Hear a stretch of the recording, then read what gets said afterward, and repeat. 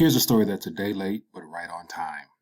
And so for those that may not be aware, there's a lot of movements taking place right now all over the globe as far as the people beginning to resist and to force their will on the public officials that are trying to take away their rights and to impose very totalitarian style approaches towards this current pandemic. So here's an article here that I appreciate the community member that shared it with me on Twitter.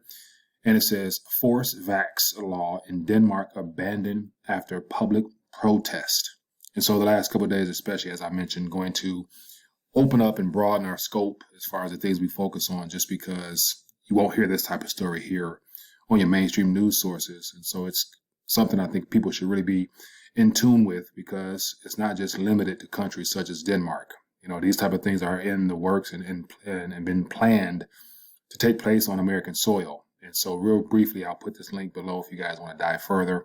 But I have been keeping my eye on this, and it's good to see that after, it looks like over a week and a half almost of protesting outside of their parliamentary buildings, they have gotten a result that favors their continuation of freedom and right to their own bodies. But briefly, I'll thumb through this.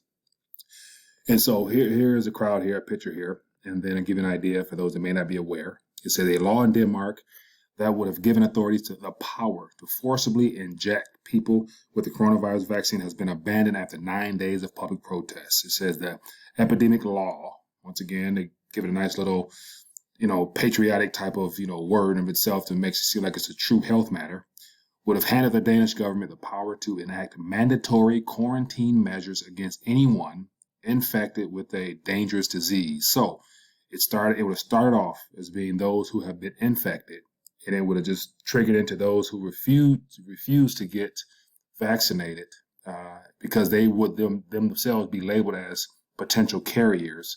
And that's how the bill would end up. So they would end up basically quarantining or basically removing people from their homes or whatnot and placing them in these so-called government facilities. It says, but it was a part about the vaccinations that caused the biggest uproar. And so once the people realized that this so-called epidemic law was not about overall health, it would eventually lead to the forcing of people getting vaccinated is when they stood up and decided to protest. So here's a little Twitter here from AJK. I watched her video here, and she was, basically brought down to tears of excitement as to how the current law was, shot down. And so this is what's going on, man. And this is a little video here of the people in the streets out there, as it says here, for 9 days protesting a new law. And so we're at the point now where there will be more new laws being brought forth to so-called protect the public. But in actuality, it's to further expand government's reach into our lives. And so, yeah, I thought I would just share this real quick and go from there. But here's something at the very bottom of this. It says, last week we highlighted how both Ticketmaster and airline companies are considering barring people from entering venues and flying if they cannot prove they have taken the vaccine.